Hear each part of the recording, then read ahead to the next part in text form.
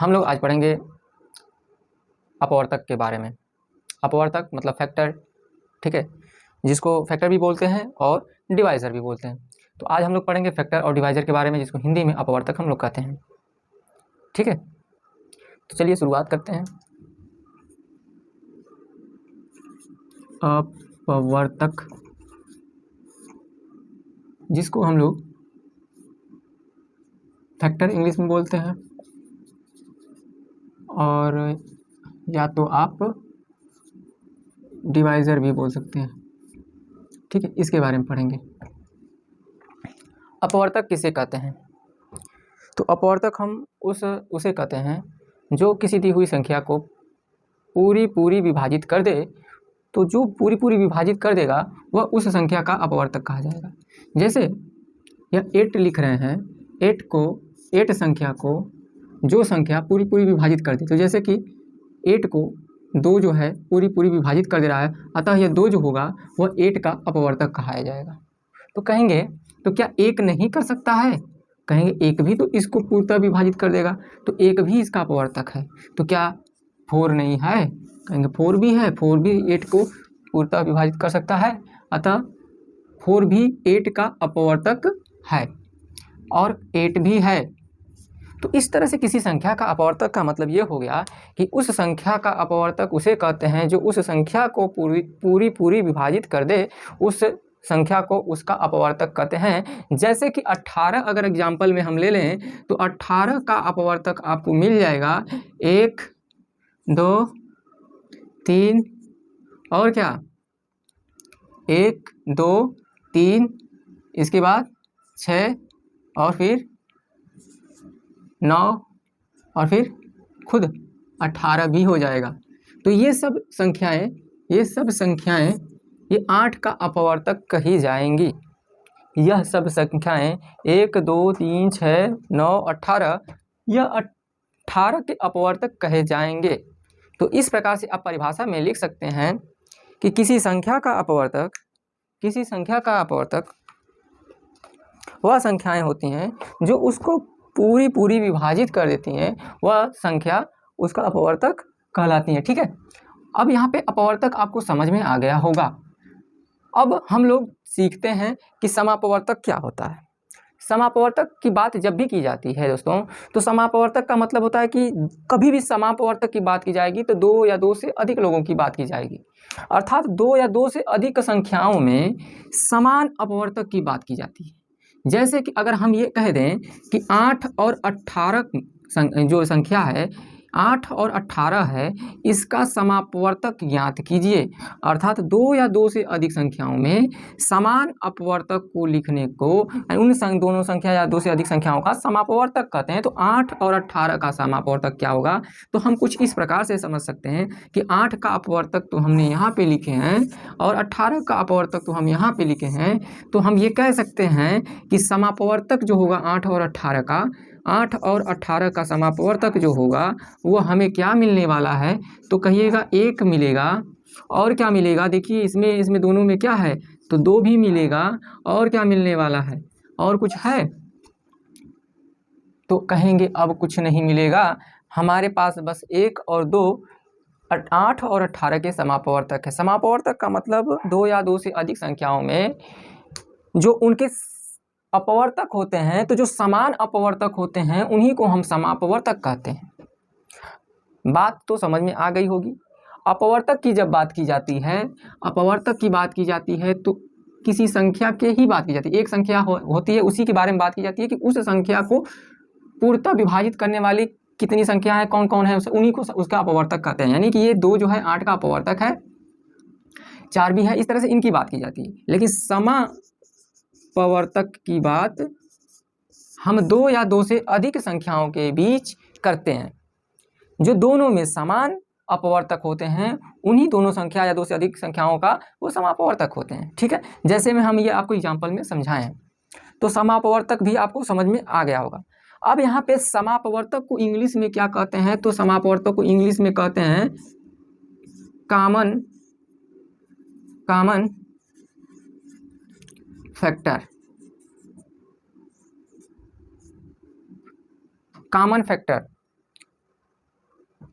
अब हम लोग क्या सीखेंगे, हम लोग अपवर्तक सीख लिए, समापवर्तक सीख लिए, अब हम लोग इसमें सीखेंगे महत्तम समापवर्तक। महत्तम समापवर्तक की बात इसलिए की जा रही है क्योंकि आप अपवर्तक में पहले थोड़ा सा एक टॉपिक छूटा हुआ है, उस पर हम लोग चर्चा कर ले रहे हैं। जैसे कि 4 है, 4 का अगर हम अपवर्तक देखें तो 4 का अपवर्तक क्या क्या हो सकता है, 4 को पूर्णतः विभाजित करने वाले कौन कौन लोग हो सकते हैं। तो 4 को पूर्णतः विभाजित करने वाले, तो पहले तो आप ये हमेशा याद रखिएगा कि किसी भी संख्या का अपवर्तक तो वो खुद संख्या भी होती है और उसके अलावा एक जो होता है, हर एक संख्या का अपवर्तक होता है। तो एक और वो खुद तो पहले से ही होते हैं उसके अपवर्तक, बाकी लोग भी होते हैं। तो देखिए एक इसको पूर्णतः विभाजित कर सकता है और ये खुद संख्या भी खुद को पूर्णतः विभाजित कर सकती है। बाकी और भी लोग होंगे, तो और कौन है, तो और हमारा 2 है, ठीक है। तो इस 4 का अपवर्तक 3 लोग मिलेंगे, एक तो 1 मिलेगा, एक 2 मिलेगा और एक 3 मिलेगा। इसके अलावा और कोई नहीं मिल सकता, इन 3 लोगों के अलावा इस 4 का अपवर्तक नहीं मिलेंगे कोई, ठीक है। तो हम यह कह सकते हैं कि हम जिसका अपवर्तक निकालते हैं, जिस संख्या का हम अपवर्तक निकाल लेते हैं, उस संख्या का अपवर्तक जो लोग मिल रहे हैं, जो अंक मिल रहे हैं, जो संख्या मिल रही है, वह संख्या जो होती है जिसका अपवर्तक निकालते हैं उस संख्या के बराबर और उस संख्या से छोटी ही मिलती है, कभी उससे बड़ी नहीं मिलती है। कहने का मतलब है हम यहाँ 8 का अपवर्तक निकालें तो 8 से बड़ा मतलब संख्या नहीं मिल सकती, 18 निकालें तो 18 से भी बड़ा नहीं मिल सकता। ये क्लियर हो रहा है। तो यहाँ पे हम 4 है, यहाँ पे 4 है, इसका हम अपवर्तक निकाले हैं तो 4 से तो बड़ा निकलेगा नहीं। तो इसका मतलब ये हो गया कि अगर हम 2 संख्याओं का अपवर्तक निकाल रहे हैं तो उन दोनों संख्याओं में जो सबसे जो बड़ा होगा, जैसे मान लीजिए ये बड़ा है और ये छोटा है, तो ये बड़ी संख्या इसका अपवर्तक जो होगा सबसे बड़ा में ये जो संख्या है वही होगा, और ये जो संख्या है 8 है इसका सबसे बड़ा अपवर्तक खुद ही होगा। यानी कि अपने आप में जो भी संख्या है उसका सबसे बड़ा अपवर्तक वो खुद ही संख्या होता है। समझ में आया? यानी वही सबसे बड़ी संख्या होती है जो उनको पूर्णतः विभाजित करती है। लेकिन अगर हम ये बात करें कि जो हम समापवर्तक निकालते हैं, तो 2 संख्याओं के बीच में जो समान अपवर्तक होते हैं हम उनको लिखते हैं, जो समान अपवर्तक होते हैं हम उनको लिखते हैं। जैसे कि 8 और 18 का हम समापवर्तक लिखे हैं 1 और 2। अब 1 और 2 में जो सबसे बड़ा होता है, जो सबसे महत्तम होता है, जो सबसे बड़ा होता है, उसी को हम कहते हैं महत्तम समापवर्तक। महत्तम समापवर्तक यानी कि ये 8 और 18 का महत्तम समापवर्तक आपका 2 होगा। चीज़ें समझ में आ रही होंगी और आगे बढ़ते हैं, चीज़ें क्लियर होती चली जाएगी। चलिए, जैसे कि आपको हम ये बताना चाहेंगे कि अगर हम 6 ले रहे हैं और 6 का अपवर्तक आपका क्या मिलेगा, 1 मिलेगा, 2 मिलेगा, 3 मिलेगा और खुद 6 मिलेगा, ये 4 लोग मिलेंगे। और 12 का अपवर्तक 1 मिलेगा, 2 मिलेगा, 3 मिलेगा, 4 मिलेगा, 6 मिलेगा और ये 12 मिलेगा। तो ये अपवर्तक निकाले हैं, इनका हम समापवर्तक निकालते हैं, समापवर्तक निकालते हैं। यानी इन दोनों संख्याओं का, यानी 6, 12 का हम समापवर्तक निकाल लें। तो 6 और 12 का समापवर्तक मतलब जो समान है उनके अपवर्तक, अर्थात यहाँ पे भी हम 1 देख रहे हैं, अर्थात यहाँ पे 1 होगा, कामा, और क्या होगा, 2 होगा, कामा, और यहाँ पे 3 भी होगा, ओके, 3 होगा, और आप देख रहे हैं 4 नहीं होगा, ये सीधे अब 6 होगा, ओके, 6 होगा, ठीक है। तो हम ये भी देख रहे हैं कि जब हम समापवर्तक निकालते हैं तो इन दोनों संख्या या जो भी संख्याएं होंगी, 3 होंगी, 4 होगी, उनके जब हम समापवर्तक निकालें तो इन संख्याओं में जो सबसे छोटी संख्या होगी, जैसे कि 6 और 12 में छोटी संख्या क्या है, 6 है, तो 6 से कभी भी बड़ा समापवर्तक नहीं मिल सकता, 6 के बराबर भी मिल सकता है और 6 से बड़ा नहीं मिलेगा। देखिए 6 से बड़ा जा ही नहीं सकता है, ठीक है, ये बात भी क्लियर हो गई। और इसमें जो सबसे बड़ा अपवर्तक होगा, यानी समापवर्तक में जो सबसे बड़ा वाला जो अपवर्तक होगा उसी को हम कहेंगे महत्तम समापवर्तक।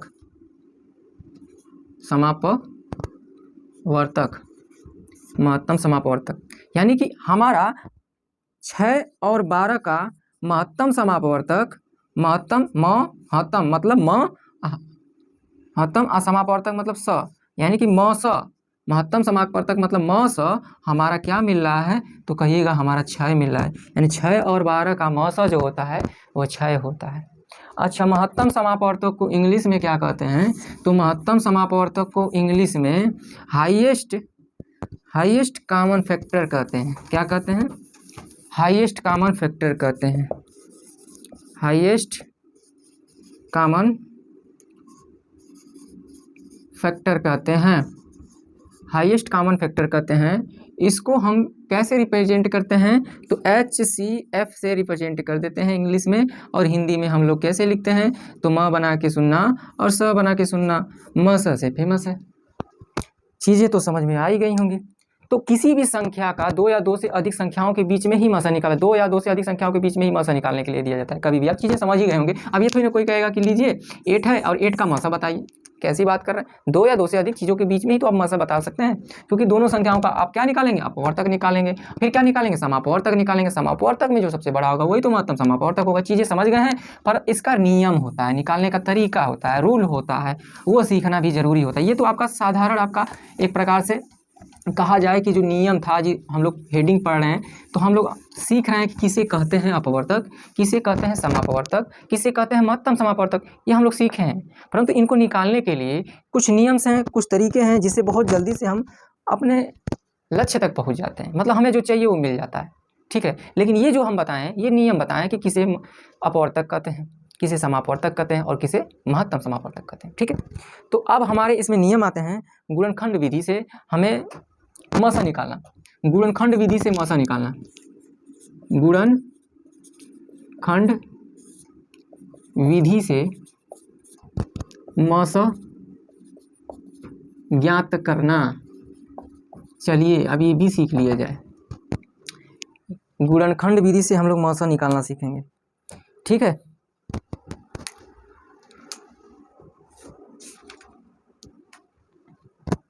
गुणनखंड विधि से म स मतलब हम लोग क्या करेंगे कि गुणनखंड करेंगे, हम लोग फैक्टर करेंगे, इसको कहेंगे फैक्टर मेथड।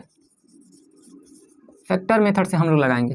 फैक्टर मेथड से हम लोग क्या करेंगे कि जो 2 संख्याएं दी जाएंगी या 2 से अधिक संख्याएं दी जाएंगी, उनका हम फैक्टर करेंगे, यानी गुणनखंड करेंगे। तो पूछेंगे कि गुणनखंड क्या होता है।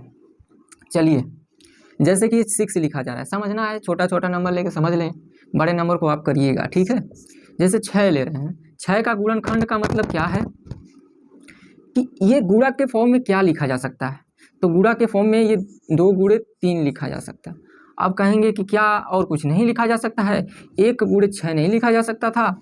हम कहेंगे क्यों नहीं लिखा जा सकता है, लिखा जा सकता है, लेकिन आपका गुणनखंड यानी आप अभाज्य गुणनखंड के रूप में लिखना होता है। मतलब आपको यहाँ पे गुणा के रूप में लिखना होता है, पर यहाँ पे जो संख्याएं गुणा के रूप में लिखी जाती हैं वह कैसी होनी चाहिए, अभाज्य होनी चाहिए। अब अभाज्य क्या होता है ये तो पूछने वाली भी बात है, अगर पता होगा तो और अच्छी बात है, फिर भी हम बता ही देते हैं। अभाज्य गुणनखंड जो वह होता है जिसके खुद और एक को छोड़कर किसी अन्य संख्या से न कटें, वह अभाज्य गुणनखंड होते हैं। मतलब अगर वह संख्या जो खुद और एक को छोड़ दिया जाए तो किसी अन्य संख्या से वो कटेगा ही नहीं, पूर्णतः विभाजित होगा नहीं। अतः यह 2 जो है, खुद को छोड़ दो यानी 2 को छोड़ दो और 1 को छोड़ दो, अब ये 2 किसी से कट ही नहीं सकता, यानी कि ये 2 हमारा क्या है, अभाज्य संख्या है। आप कहेंगे 3 क्या है, तो हमारी देखिए अभाज्य संख्या शुरू कहाँ से होती है, तो अभाज्य संख्या हमारी 2 होती है, अभाज्य संख्या हमारी 3 होती है, अभाज्य संख्या हमारी 5, अभाज्य संख्या 7 और अभाज्य संख्या 11।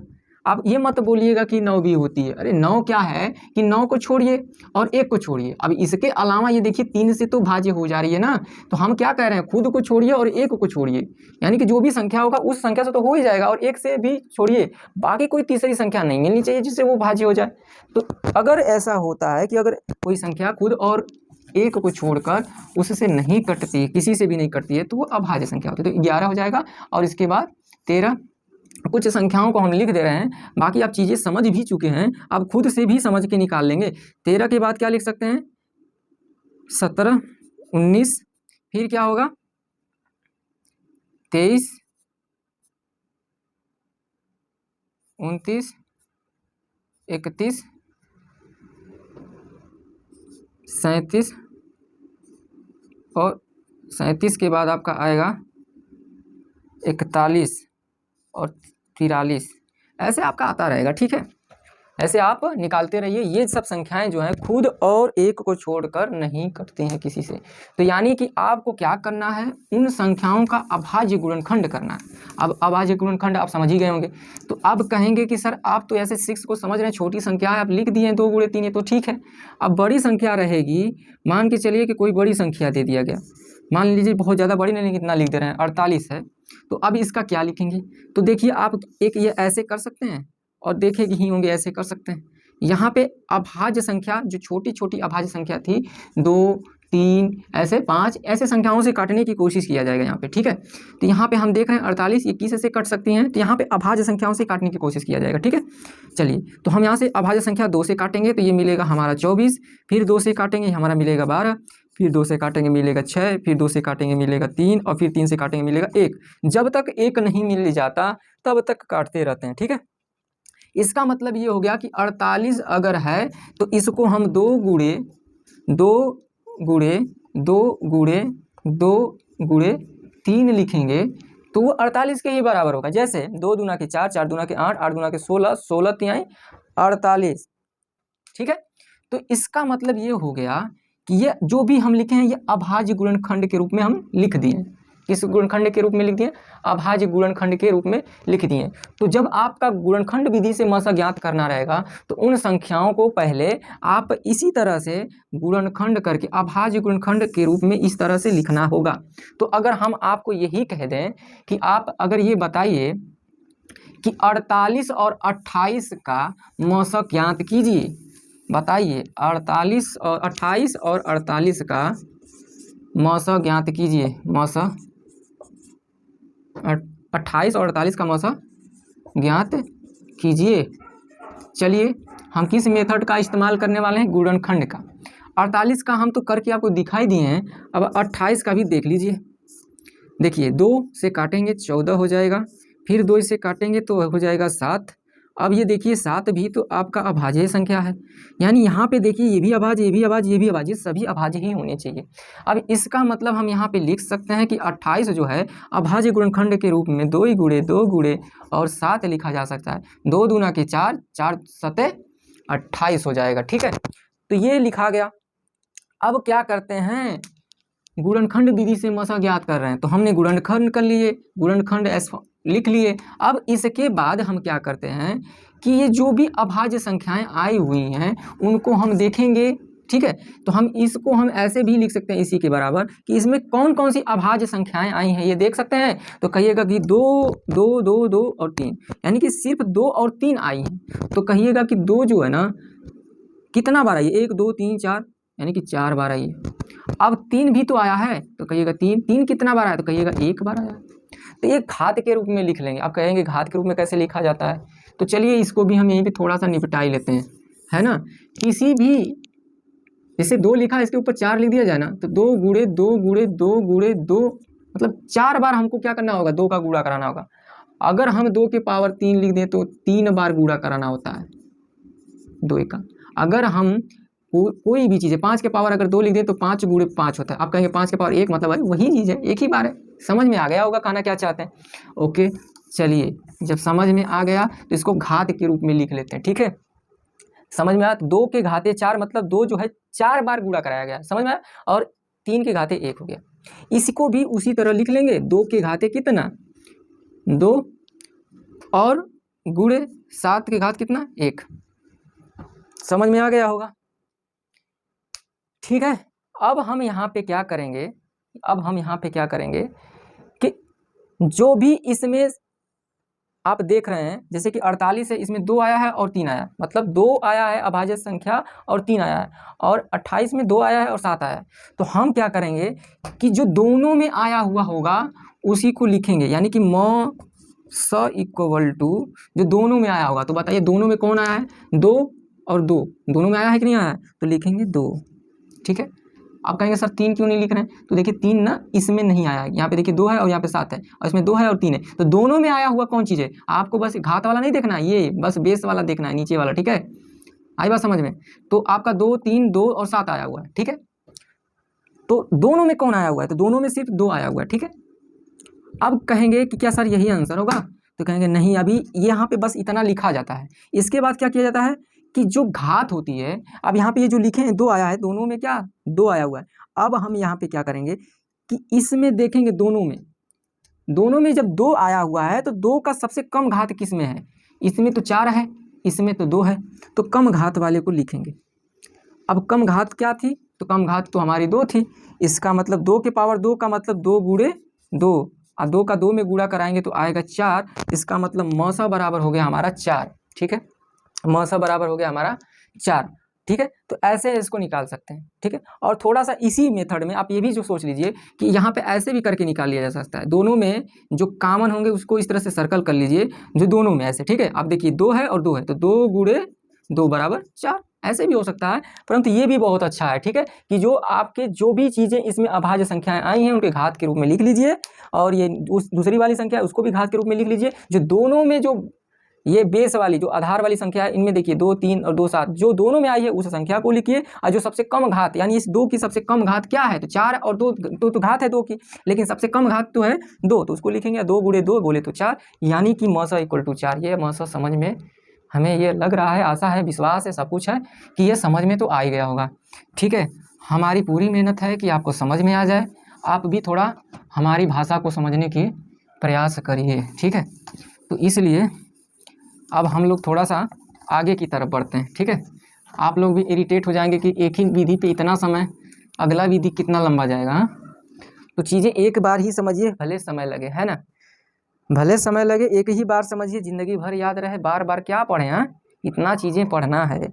अगर हम जल्दी से पढ़ा के जल्दी से आगे निकल जाएं और फिर कुछ दिन बाद फिर उसी चीज़ को पढ़ने के लिए फिर 5 मिनट टाइम 10 मिनट निकालना पड़े तो क्या मतलब है? जल्दी से तो पढ़ लेंगे, पर ज़िंदगी में 10 बार हमको उसी चीज़ को रिवाइज करना पड़े तो क्या मतलब है? आप एक ही बार अच्छे से पढ़ लीजिए, कहीं पे भी कभी भी कोई पूछ दे तो आंख मूंद के तुरंत बताएंगे कि ये विधि है, इस तरह से लगेगा। ठीक है, चलिए ठीक है, आगे अगली विधि हमारी यह है भाग विधि।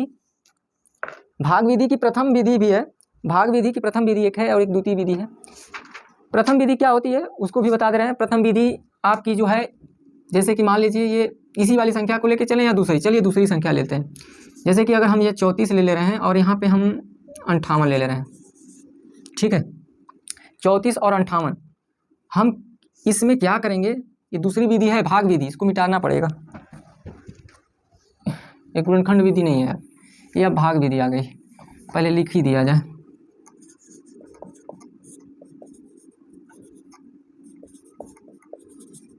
भाग विधि से चलेंगे हम लोग, है ना। भाग विधि में भी ये पहला विधि है। ठीक है, इसे एक और विधि है उसको भी सीख लेंगे, ये पहला विधि रहेगा। ठीक है, यानी कि डिवीजन मेथड में आप लोग आ गए हैं।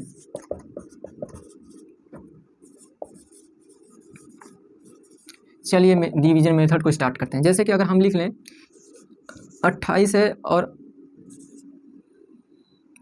58 है, कुछ भी ले लीजिए। ठीक है, ये तो पुराना वाला ही एग्जाम्पल ले लिए, कुछ और लेते हैं। 32 ले लेते हैं और 46 ले लेते हैं। ठीक है, ऐसे कर लेंगे और ऐसे कर लेंगे। ठीक है, ये भाग विधि से। मान लीजिए आपको कोई दे दिया कि 32 है और 46 है, इसका मौसा ज्ञात कीजिए। किस विधि से? भाग विधि से। अब यहाँ पे 3 संख्या भी हो सकती है, 3 संख्या रहेगी तो इसी में आगे बढ़ा लेंगे। ठीक है, अभी उसका भी बताते हैं आगे। ठीक है, तो पहले 2 संख्या का देख लिया जाए। यहाँ पे हम संख्या को कोई अभाज्य संख्या यहाँ पे लिखेंगे। यहाँ पे जब भी काटने वाली संख्या लेते हैं तो हमेशा हम लोग अभाज्य संख्या लेते हैं, तो यहाँ पे हम अभाज्य संख्या लेंगे और वो अभाज्य संख्या इन दोनों संख्याओं को विभाजित करने वाली होनी चाहिए। तो हम ये देख रहे हैं कि ये 32 है, यानी ये 32 है और ये 46 है। दोनों को काटने वाली संख्या तो हमारी वो अभाज्य संख्या 2 होगी, तो ये हो जाएगा हमारा 16 और ये हो जाएगा हमारा 23। अब एक बात बताइए, अब ये दोनों संख्याओं को काटने वाली कोई संख्या अभाज्य संख्या मिल सकती है? तो आप सोचिएगा थोड़ा। देखिए मिल नहीं सकती। क्यों? क्योंकि ये देखिए 16 जो है ना, ये 2 से तो भाज्य हो जाएगी, पर ये जो 23 है ना, ये अभाज्य संख्या, अभी कुछ देर पहले बताए हैं, ये अभाज्य संख्या है। ये खुद और एक को छोड़ के किसी से नहीं कटेगी। तो अब बताइए, ये 23 से ही कटेगी और 1 से कटेगी, तो 1 से तो काटना नहीं, एक तो अभाज्य संख्या है नहीं। और यहाँ पे क्या किया जाता है भाग विधि में कि तब तक काटा जाता है जब तक ये दोनों संख्याएं एक साथ कटती रहती हैं। अब एक साथ का बहुत बड़ा महत्व होता है। अब यहाँ पे बताइए ये बात ब्रेक हो गई कि नहीं हो गई? अब ये दोनों एक साथ तो कटे नहीं सकती, तो अब जब इसके आगे हमारा काम नहीं हो सकता है तो हम यहीं पे बोल देंगे ये हमारा जो है 2 जो होगा वो हमारा मस होगा, 2 जो है हमारा मस होगा। बातें तो समझ में आ गई होंगी। यानी कि वो दोनों संख्याओं को तब तक अभाज्य संख्याओं से काटना है जब तक वो साथ साथ कट रही हैं। ऐसा नहीं कि ये काटते हुए जाए, इसको नहीं कट रही है फिर भी उसी तरह लिखते जाए, ऐसा नहीं करना। दोनों को साथ में काटते हुए जाना, और काटने वाली संख्याएं जो यहाँ पे इस्तेमाल किया जाएगा वो भी अभाज्य संख्या होनी चाहिए। ये नहीं कि कोई ऐसी संख्या से काट रहे हैं जो अभाज्य नहीं है, ऐसी संख्या से नहीं काटना। ठीक है, समझ में आ गया होगा। यानी कि इसका मस जो है 2 है, ये इस तरह से निकाला जाता है। 3 संख्या रहेंगी तो तीनों संख्याओं में देखेंगे कि तीनों संख्या में ये संख्या काट रही है कि नहीं। ब्रेक नहीं होना चाहिए, तीनों संख्याओं को काटनी चाहिए एक साथ। तो ये भाग विधि है, ये दूसरी विधि है। ठीक है, और भी कुछ एग्जाम्पल लेते हैं। चलिए कुछ और एग्जाम्पल लेते हैं, जैसे कि 12 हो गया और 24 हो गया और 48 ले लेते हैं, थोड़ा लंबा कटेगा, सही रहेगा। ठीक है ना। देखिए यहाँ पे हम 2 से काटना पसंद करेंगे क्योंकि सभी संख्याएं कट रही हैं ना, सभी को देखना है और ये अभाज्य भी देखना है। 6 हो गया और यहाँ पे हमारा चलिए 6 और 12 और यहाँ पे 24 हो जाएगा। अभी कटेगी तो तीनों एक साथ कटनी चाहिए। चलिए क्या सोचें, तो 2 सोचे हैं। अब 2 सोचे हैं तो ये तो कटेगा ही कटेगा, 3 हो जाएगा यहाँ पे, ये आपका 6 हो जाएगा, यहाँ पे आपका। चलिए अभी भी ऐसा कोई संख्या सोचिए जो तीनों कटें, तो आपका अभाज्य ही संख्या सोचना है। तो अभाज्य संख्या तो खुद हमारा 3 होता ही है, 3 से काटेंगे तो यहाँ पे 1 आएगा, यहाँ पे 2 और यहाँ पे आपका 4 आ जाएगा। ठीक है, अब फिर सोचिए कि यहाँ पे ऐसी कोई संख्या कि तीनों कटे, तो ये तो 1 आ गया। अब यहाँ पे हम कैसे सोचें कि ये 1 भी कटे। हाँ, अगर हम यहाँ पे 2 सोचेंगे तो ये तो कटेगा, ये कटेगा, ये 1 कैसे कटेगा, ये 1 डिविजिबल हो सकता है क्या 2 से? नहीं, बातें तो आपके तीनों कटनी चाहिए एक साथ। अब यहाँ पे हमारा जो है समझ लीजिए कि ये रुक गया, ब्रेक हो गया। अब यहाँ पे ब्रेक लग गया है तो यहाँ पे जो तीनों एक साथ कटती थी, यहाँ पे ये संख्या अब यहाँ पे आगे तीनों एक साथ नहीं कट सकती हैं, इसका मतलब हम अब रुक जाएंगे। अब ये ऊपर की ये जो संख्याएं हैं, इन संख्याओं को आपस में गुणनखंड के रूप में लिख लेंगे, अर्थात म स बराबर 2 गुणे 2 गुणे 3 हो जाएगा। 2 दूना के 4, 4 3 12, यानी कि हमारा मौसा जो मिला वह 12 मिला। यह भाग विधि जो है पहली है, ये हमें आशा है कि ये विधि भी समझ में आ गई होगी। चलिए अब इसके बाद भाग विधि जो है आपकी जो अगली विधि है उसको भी बता के वीडियो को बंद करते हैं। बाकी चीज़ें जो है अब अगली वीडियो में बना के दिखाएंगे। ठीक है, लसा के बारे में। तो फिलहाल अब अगली विधि पे फोकस करिए और हमें विश्वास है कि अगली भी विधि आपको अच्छे से समझ में आ जाएगा। चलिए अगली विधि क्या है?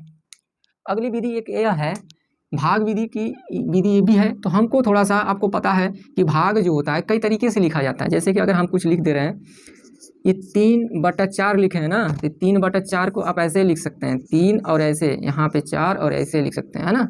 और इसको ऐसे भी लिख सकते हैं, देखिए 3/4। देखिए एक रूप ये हो सकता है, एक रूप ये लिख सकते हैं और एक रूप में ये लिख सकते हैं। तो बस कुछ ऐसा ही काम होने वाला है कि अगर आपको 2 संख्याएं कोई देगा तो उसको इसी रूप में लिखना होगा, भाग विधि के रूप में। ठीक है, भाग के रूप में लिखना होगा। अब यहाँ पे प्रश्न यह आता है कि इस रूप में लिखना होगा तो हम कैसे, 2 संख्याओं का अगर मसा ज्ञात करना है तो हम कैसे लिखेंगे, कैसे लिखेंगे? जैसे कि अगर 12 दिया है और 12 दिया है और यहाँ पे अगर हम कुछ और लिखते हैं, 30 दिया है। ठीक है, 12 दिया है और 30 दिया है, 2 संख्याएं हैं, इनका हमको मसा ज्ञात करना है भाग विधि से। चलिए देखा जाए इस विधि से, तो इसको हम इस रूप में कैसे लिखेंगे, जिसको यहाँ पे हम कहते हैं क्या, भाजक, यहाँ पे कहते हैं भाज्य, यहाँ को कहते हैं भागफल, और यहाँ का कहते हैं जो बचता है उसे क्या कहते हैं जी, शेषफल। अगर इंग्लिश में सुनना चाहते हैं तो इसको कहते हैं क्या, बताइए? इसको कहते हैं डिवाइजर, इसको कहते हैं डिविडेंट, इसको कहते हैं कोशेंट, इसको कहते हैं रिमाइंडर। ओके, समझ में आया? Divisor, dividend, quotient, remainder. आगे बढ़ते हैं। हम यहाँ पे क्या करेंगे, ये जब 2 संख्या दी गई रहेंगी तो ये 2 संख्या के लिए ही बताया जाता है। 3 संख्या इसमें आ जाएंगी तो हम 2 संख्या पे ही अप्लाई करेंगे, या फिर जो आएगा फिर उसके बाद तीसरी संख्या से अप्लाई करेंगे, वो भी बता देंगे। ठीक है, पहले 2 संख्या पे हमें सीखना है। ठीक है, दो संख्या ऐसे दी है, 12 दिया है और 30 दिया है, हमको क्या निकालना है, मौसा निकालना है भाग विधि से। ये देखिए क्या करेंगे, हमको इस रूप में लिखना होगा। अब इस रूप में लिखना होगा तो हम बता दें कि ये जो दो संख्या दी होगी इसमें एक संख्या जो होगी भाजक होगी और एक संख्या जो होगी भाज्य होगी। आप कहेंगे सर कैसे पहचानेंगे कि कौन भाज्य है और कौन भाजक है? तो सीधी सी बात है, यहाँ कामा लगाए हुए हैं ना, तो चलिए कामा को हटा के एक मैथ का चिन्ह लगा देते हैं, तुरंत समझ जाइएगा। जो ये साइन आप जान रहे हैं, यानी भाजक और भाज्य में यही रिलेशन रहेगा। हमेशा भाजक बड़ा रहेगा, हमेशा भाजक छोटा रहेगा, भाज्य हमेशा बड़ा रहेगा। आप ऐसे पहचान पाएंगे। तो आप इसको कैसे लिख सकते हैं, 30 और 12 ऐसे लिखेंगे। आप कहेंगे कि अब क्या करें, अब कोई भी इस तरह से सवाल दे देगा कक्षा 5 में, क्लास जब 5 में आप पढ़ रहे होंगे या 4th में, तो ऐसे सवाल जब भी टीचर दे देते रहेंगे तुरंत शुरू हो जाते रहेंगे। तो बस वही हम लोग को शुरू हो जाना है। क्या शुरू हो जाना है, मतलब पहाड़ा पढ़ने शुरू हो जाना है। तो कितना बार पढ़ेंगे, 12 दूना के 24, ठीक है। तो चलिए माइनस करते हैं, क्या शेषफल मिला, तो शेषफल हमको मिला है क्या, 6 मिला है। देखिए जब हम भाग दे रहे हैं तो 2 बार पढ़ें, 24 और 6 आया। जो शेषफल मिलता है ना, उसी शेषफल जब तक 0 नहीं मिलता है तब तक काम जारी रहता है। तो यहाँ पे 0 मिला है, नहीं मिला है। अगर आप सोचिए अगर यहाँ पे 0 मिल जाता तो क्या करते हैं, जब 0 यहाँ पे मिल जाता ना, तो उस अवस्था में भाग में जो भाजक होता है उसी को हम म स बोल देते हैं। क्या समझें, जब शेषफल 0 होता है उस अवस्था में इस भाग में जो भाजक होता है उसी को म स बोल दिया जाता है। पर यहाँ पे तो शेषफल 6 आ गया, तो यहाँ पे जो भाजक है उसको म स नहीं बोल सकते, 12 को म स नहीं बोलेंगे। हम इसको और आगे बढ़ाएंगे, तो कहिएगा कि कैसे बढ़ाएंगे, कहिएगा ना, तो कैसे बढ़ाएंगे, तो बढ़ाइएगा कैसे, हम यहाँ पे ऐसे चिन्ह बनाएंगे।